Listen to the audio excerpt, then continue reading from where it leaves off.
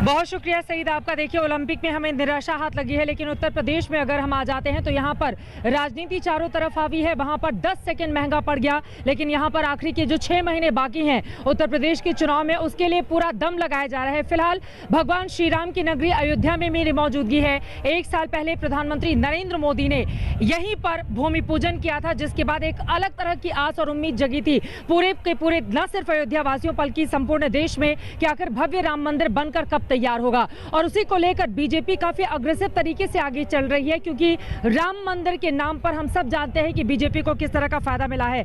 फिलहाल यहाँ की तस्वीरें आपको एक बार दिखाना चाहेंगे। देखिए, शाम के 5 बजे का वक्त हो रहा है और यहाँ पर सरयू नदी तट पर हम मौजूद हैं। राम की पैड़ी इस पूरे के पूरे हिस्से को कहा जाता है। काफी साफ सुथरा लग रहा है।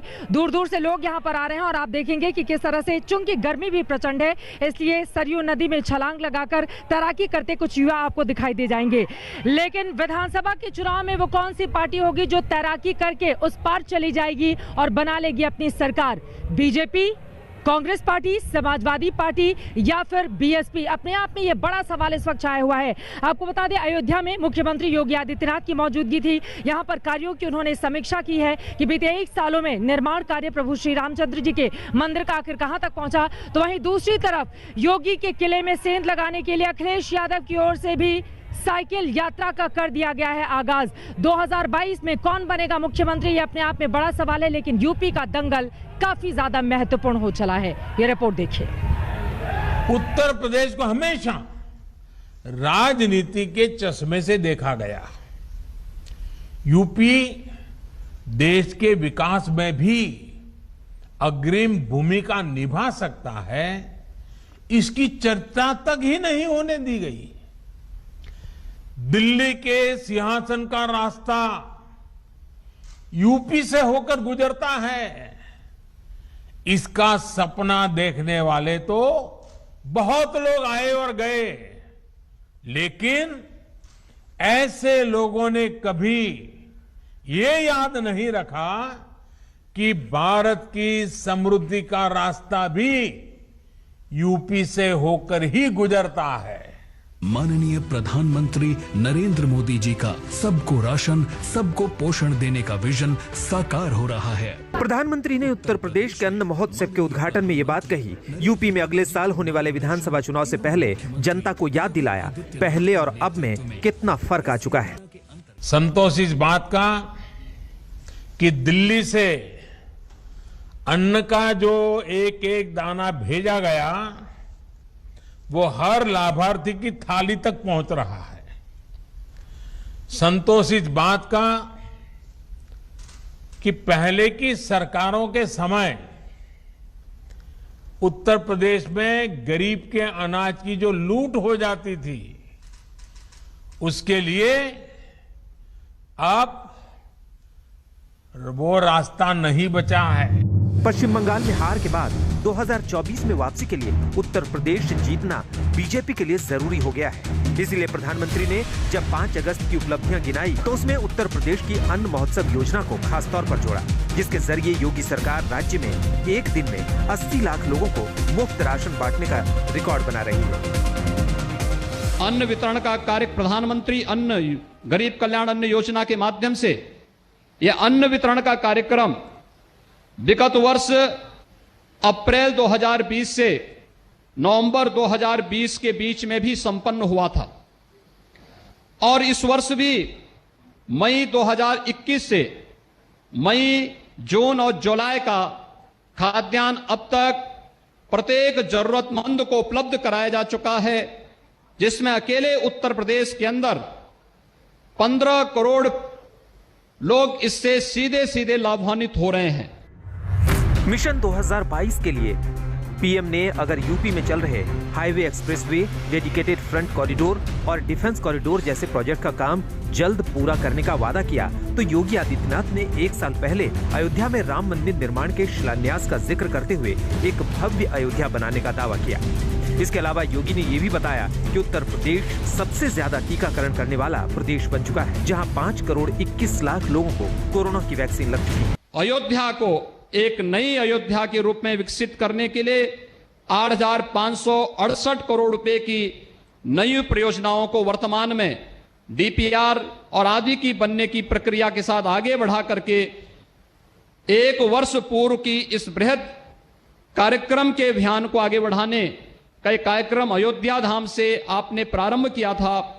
वह अयोध्या एक नई अयोध्या के रूप में वैश्विक जगत में देखने को प्राप्त होगी। योगी सरकार अगर वादों पर दाव लगा रही है तो अखिलेश यादव सत्ता में वापसी के लिए साइकिल से निकल चुके हैं। 400 सीटें जीतने का लक्ष्य लेकर अखिलेश यादव साइकिल यात्रा पर निकले।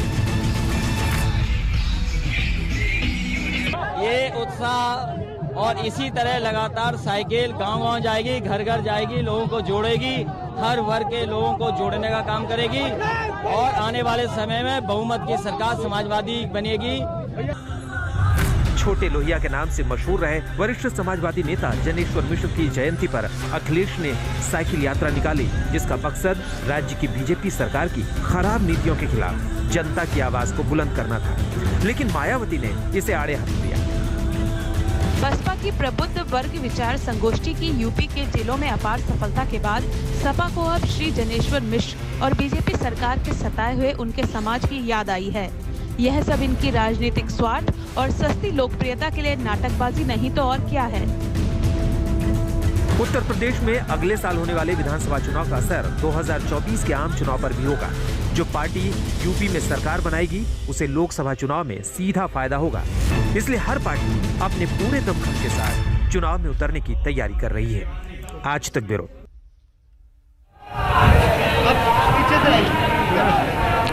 तो अब की बार क्या अयोध्या से होती हुई जाएगी सरकार, ये अपने आप में बड़ा सवाल है।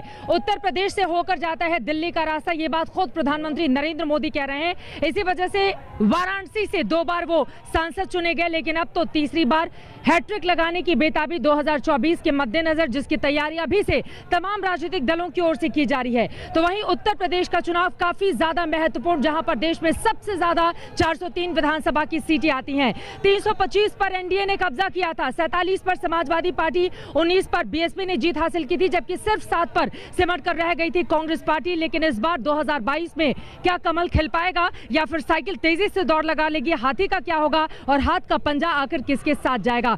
बहुत सारे सवाल हैं जिसको लेकर चर्चा में हम आगे बढ़ेंगे। कई खास मेहमान जुड़ चुके हैं, उनका तारुफ आपसे करवा देती हूँ। भारतीय जनता पार्टी की ओर से राष्ट्रीय प्रवक्ता प्रेम शुक्ला जी हमारे साथ जुड़ चुके हैं। समाजवादी पार्टी की ओर से अनुराग भदौरिया इस वक्त हमारे साथ मौजूद हैं, हमारे साथ जुड़ चुके हैं। एमएच खान जो कि बीएसपी के नेता हैं, वो भी हमारे साथ मौजूद हैं। और इस वक्त हमारे साथ 2 खास मेहमान अयोध्या से जुड़े हुए हैं। हनुमानगढ़ी के महंत हमारे साथ राजूदास जी जुड़ चुके हैं और हमारे साथ मौजूद हैं करपात्री महाराज जो कि धर्मगुरु हैं। तो आप दोनों से शुरुआत मैं करूं, उसके पहले बीजेपी का रुख करते हुए, चूंकि साइकिल काफी तेजी से आगे की ओर बढ़ती हुई उत्तर प्रदेश के अलग अलग हिस्सों में और बीजेपी को लेकर अखिलेश यादव की ओर से बार बार निशाना भी साधा जा रहा है।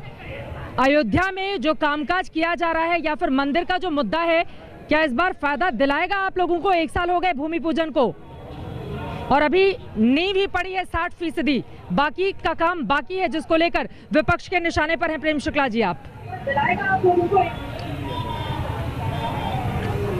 चित्रा जी, देखिए, भारतीय जनता पार्टी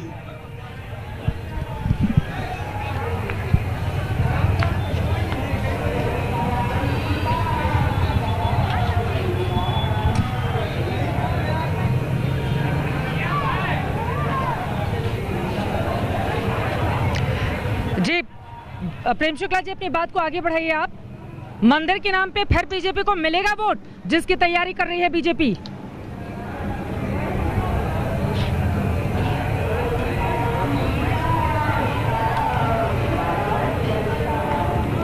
किसी वजह से ऐसा लग रहा है कि आवाज नहीं पहुंच पा रही है प्रेम शुक्ला जी तक। दोबारा मैं उनके पास चलूंगी। अनुराग भदौरिया जी, मुख्यमंत्री बीते 4.5 सालों में 26 बार आ चुके हैं अयोध्या कामकाज का जायजा लेने के लिए। यहाँ पर भी बीजेपी के लिए खासतौर से एक अलग माहौल है। क्या करेंगे ऐसे में आप लोग? कैसे दौड़ेगी साइकिल उत्तर प्रदेश में? अनुराग भदौरिया, देखिए, आपने अपने सवाल का जवाब खुद दे दिया। क्या प्रभु राम भी इस बार राजनीतिक मुद्दा होंगे? सोचिए आप, प्रभु राम के भी राजनीतिक मुद्दा हो सकते हैं क्या? प्रभु राम तो हमारे श्रद्धा का विषय है, राजनीति तो नहीं हो सकते। प्रभु राम को अगर राजनीतिकरण होगा